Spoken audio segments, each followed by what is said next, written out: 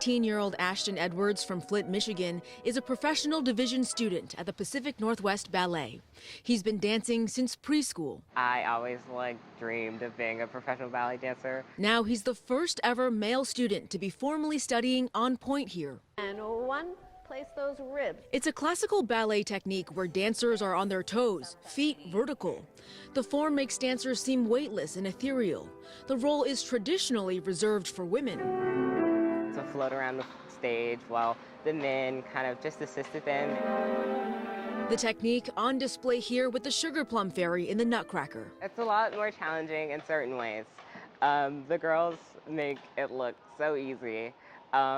It's a lot more, there's more of the smaller muscles. Ashton didn't come to Seattle to study pointe. He tells me it's a path he started on after coming out last year. It definitely took some time and a lot of courage.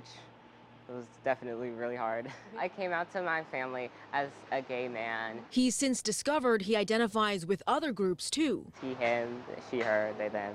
I haven't changed any labels yet, but I'm still learning and exploring myself. Challenging personal boundaries pushed the limits of this love, ballet. I kind of had this self-realization that I could do more and I didn't want to limit myself in any way. And that brought him onto his toes. Ashton's the first student that has come to us and said, I'd like to study on pointe. Is that possible?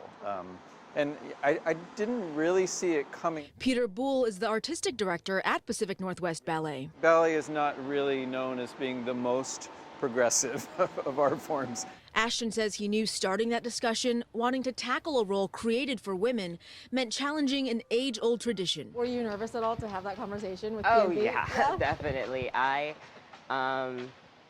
It was very nerve-wracking. What motivated Ashton was not his own ambition. I knew it was bigger than me from the beginning. I had to put myself in a very vulnerable state.